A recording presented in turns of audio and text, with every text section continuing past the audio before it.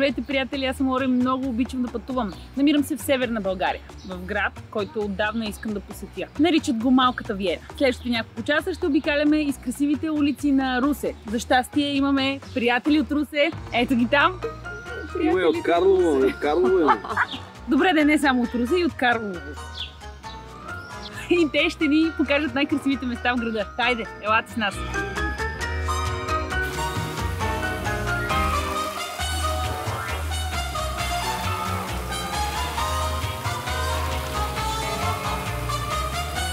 Това е фонтана с голите жени. Пред мен е библиотеката Любен Каравелов, а зад мен историческия музей. Парка е приятен, има сенчести участъци, бяхме преди малко на беседка, покрита с рози. Много е хубаво в Русе. Това са първите ми впечатления.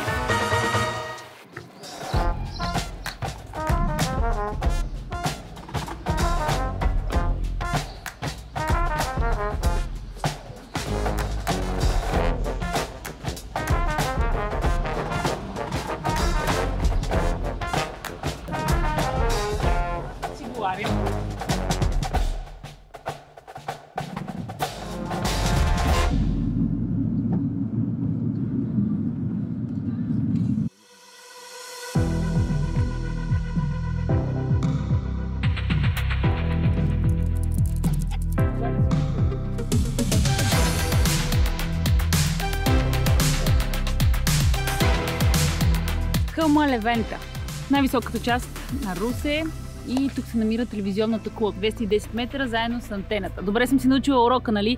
Гледка към града, вижда се и Румъния в далечината, най-зелената част. Това е приятно място за разходки. В момента доста напича. Отнеме ни около 5 минути с колата, за да се придвижим до тук, и наистина е много приятно. Другото име на хълма е Сарабая. Пристигнах вчера в Русенско. Първата спирка беше село Николово, където любезните ни домакини и семейство Белчеви ни посрещнаха с готова маса под асмата на сянка. Добре дошли! Добре дошли! Беше толкова приятно, виждахме язовира. На по-спокойно място отдавна не съм била. Имаше пържени кюфтета. Дай кюфтетата! Имаше богата салата, имаше бира, имаше ракия. Детски смях, Чарли с нас, естествено, пиле с ориз и вкусна баница. За пръв път ям такава баница. Прилича на стандартната, но в нея има и малко захар и се получава супер готин баланс между сладко и солено. Много добре. Ще си я направя вкъщи, като се прибера. Много стрикно ситуация. Аз по принцип готвя без сол. И след като съм в Русе, сред първите неща, които трябва да направя, е да опитам нещо местно, нали? Какво по-подходящо от дунавска риба? Нямаше как да пропуснем ресторант Понтона, където вечеряхме. Наблюдавахме залеза с чаша студено розе, хапахме вкусна тарама от Шаран. Наистина за пръв път ям такава тарама от Шаран. Много прясна, много вкусна. Аз си поръчах пържен сом, филе с печени зеленчуци на скара. Дунавски амур с зелена салата и чери домати. Пържен сом, котлет. Харесвам сом, защото не е суха риба. Със сос. Много е добре. Нали? Амур, как е? Амур.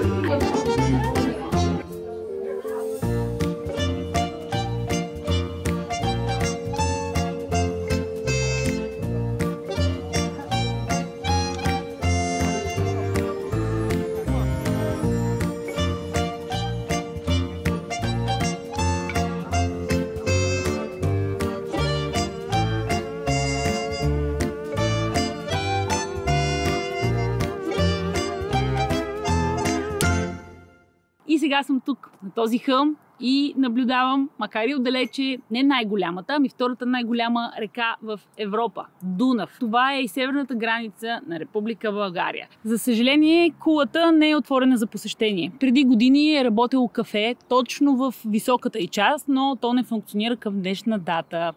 Би било добре да може човек да погледне от още по-високо Русе, но уви.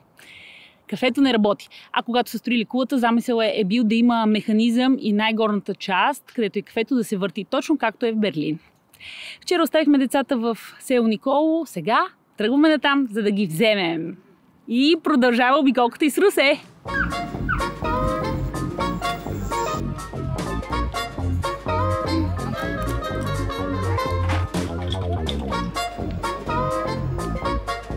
Много е зелено и спокойно в този парк. Дори кошчета са супер симпатични.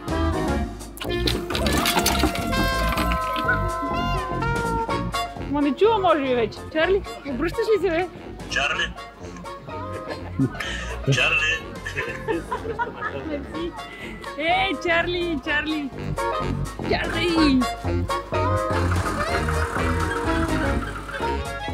Направихме кратка дрямка и сега с нови сили сме в Младежкия парк.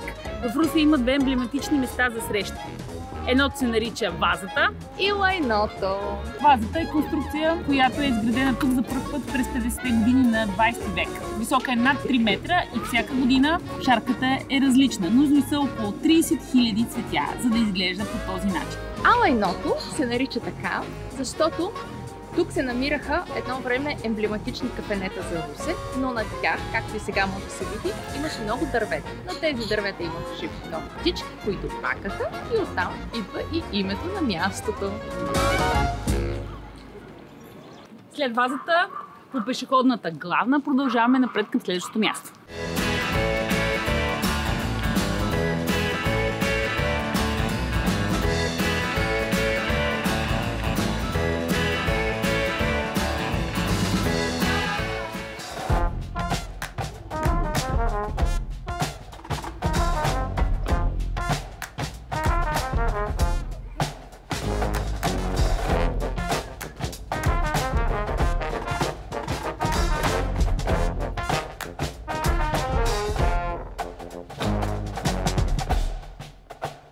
Чарли се умори. Намираме се пред друг парк, друга централна част на града. Това е статуята на свободата. Много е красиво. Има голяма табела с надпис Русе. Вчера имаше доста хора, които се снимаха тук. Сега ще пием кафе. Хайде, Чарли! Кафе на сянка и сок, нали? Добре? Здраве! Браво, по-лекичко. И сега, Чарлички. Освен малката Виена, Русе е известен и като града на първите неща. Тук са случили много неща за пръв път в България. И Боряче.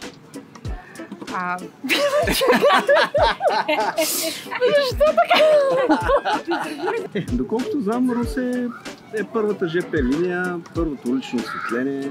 Някакви пейки имаха тук претенции, че Ница ги били копирали от тях. Не съм много сигурен, те от Русе ще кажат. Първото кино.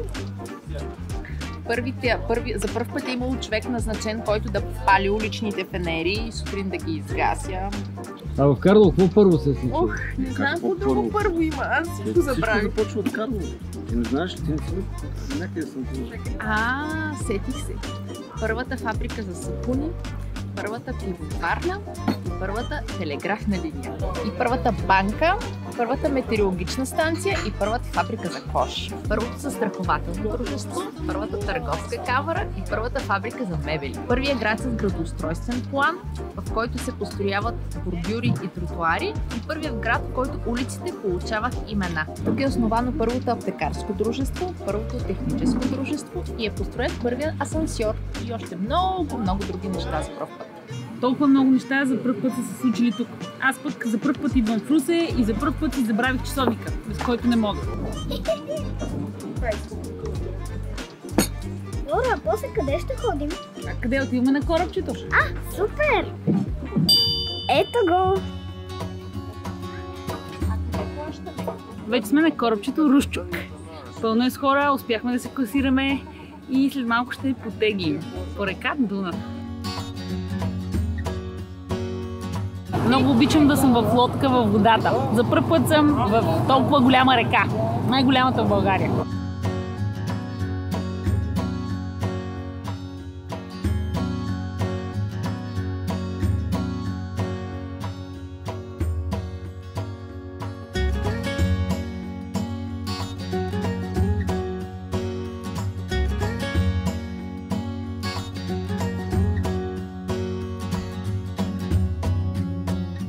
сега ще минем под Дунав мост. Никога не съм минала по самия мост, но сега ще мина под моста с корабче.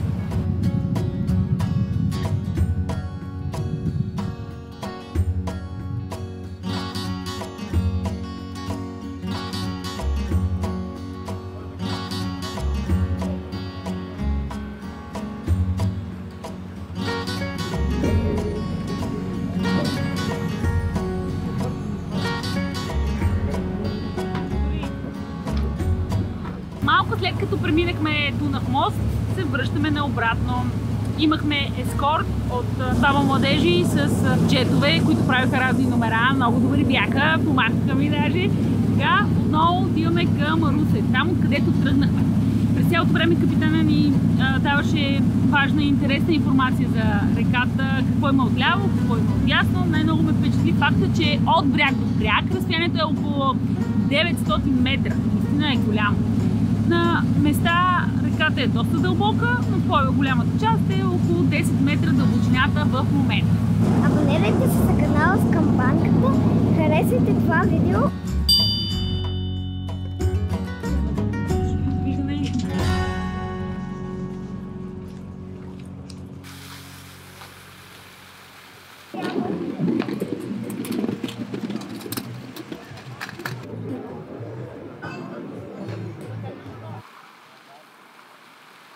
Зад мен е сградата на операта в Русе. Край за този чуден ден. Утре нови сили. Много добре осветен град, между другото. Много добре. Нали? На следващия ден вече закусихме и отиваме към центъра. Може да има някакви празненства по случай 24 мая, може и да сме закъснели.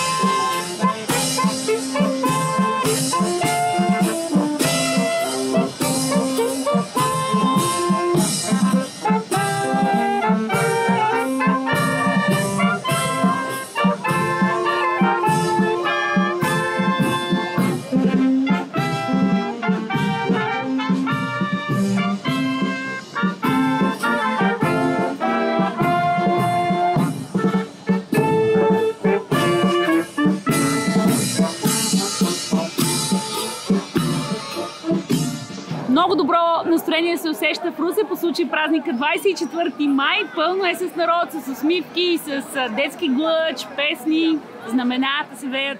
Всички вече са подредени и след малко ще започне концерта. Ние няма да стоим тук, ами ще отидем някъде по-далеч, да не е шумно и за Чарли.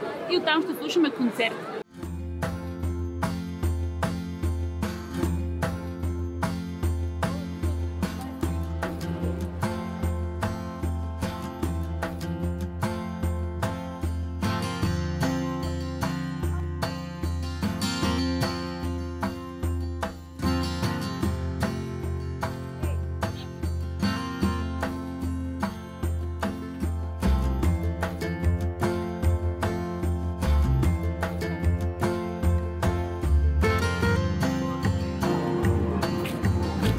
Ето и тук го пише. Русе е града на първите неща.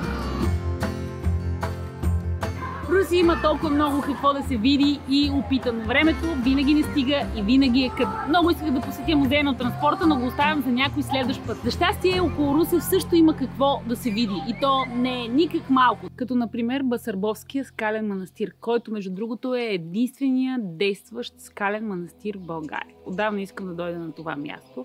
Днес е 24 май и работят. Намира се на 20-30 км от Русе до село Басарбово. Сега ще се качим по стълбите, ще запалим свещичка, някъде нагоре е църквата. Хайде!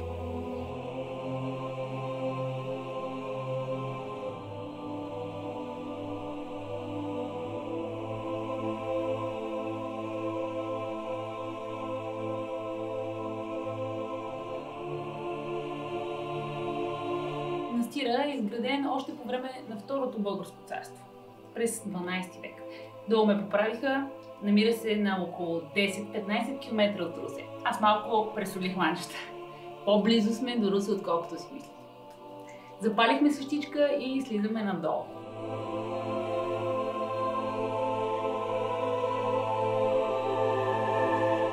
Ивановските скални църкви са друго място, което може да посетите, ако сте в района. Какъв простор! Птичките пеят, зелено, спокойно, слънчево и безгрижно. Радвам се, че дойдох до тук.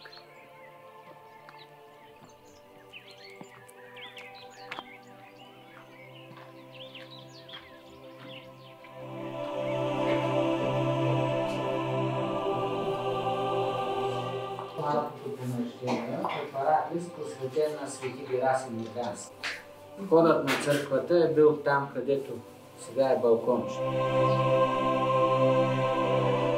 По тавана на църквата са се запазили около 20 сцени от Библията, основно живота на Христос.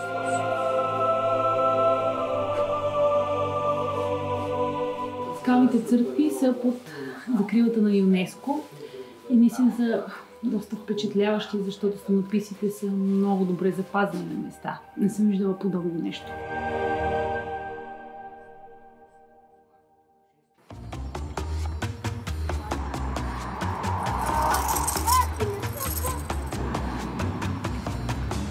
Чарли. Питки Баодзън. Китайска кухня, която всеки русинец обича, сигурно си. Препоръчаха ни това място. Ето ги тези въздушни хлебчета. Паучи. Хлебче готвено на пара. Баодзън.